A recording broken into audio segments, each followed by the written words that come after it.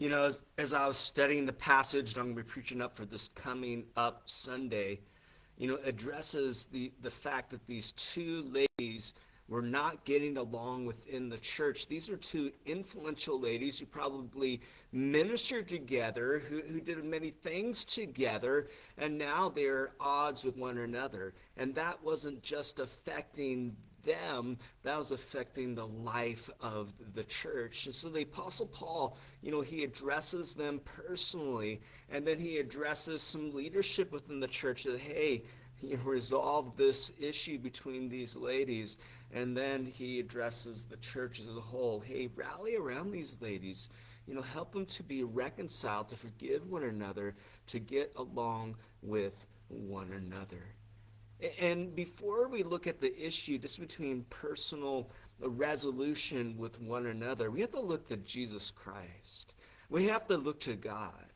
And the fact that the main reason why Christ died for us, I guess I should say one of the main reasons, is so that we, who were enemies of God, who are in rebellion against God, can then be reconciled with God.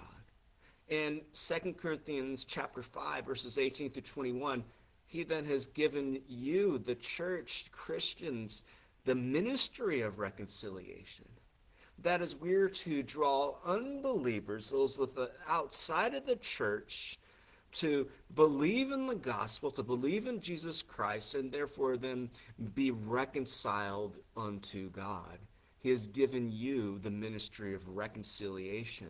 And that reconciliation is not just a gospel effort. There's also the inward effort as well.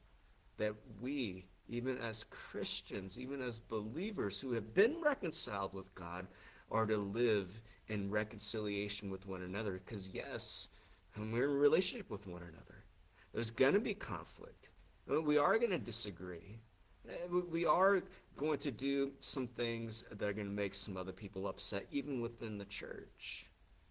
But we are to forgive as much as Christ has forgiven us through his cross. Colossians 1:21 through 23, we're to bear with one another, even in the fact that they are different than us.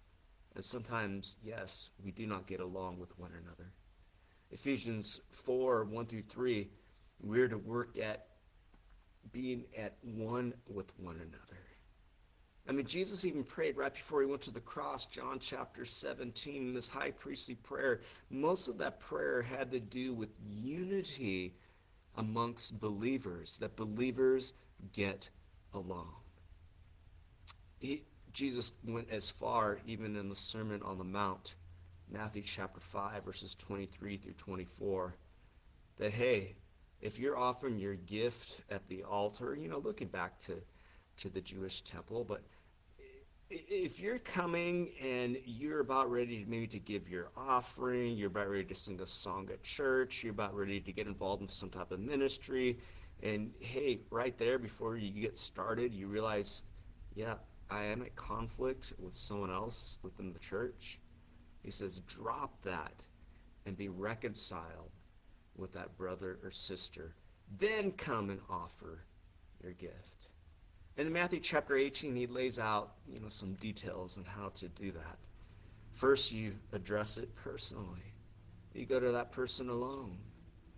And then if that doesn't work out, if it does work out first, yeah, you've been reconciled, you move on. If that doesn't work out, then you bring 2 or 3 witnesses. You're still involved, but you're involving some other people within that process. And I like to encourage people that, hey, if those 2 or 3 don't work out, then involve another 2 or 3, then another 2 or 3. Continue offering some grace and mercy in that situation so that reconciliation can be brought about. And if that doesn't work, Jesus points out in Matthew 18, then you bring it before the church. Therefore, the assembly can gather around. Maybe there's some others who have some wisdom that you just may not have, and they can help bring about the reconciliation. Because realize, after all of those different ways to bring about reconciliation, if someone does not forgive, if someone does not try at least to be reconciled. For the most part, the reason is that there's pride and humility. Philippians chapter 2, verses 3 through 4. It's humility that brings about reconciliation. And so if two are at odds with one another, or even two groups are at odds with one another, or whatever it might be, some type of conflict in the church, then Jesus mentioned in Matthew 18, if you've involved the whole church and you've gone through this process, you've grown through this process, then you are to, let those people know, hey, we just can't have you in our fellowship anymore. Okay? Because we needed to have unity.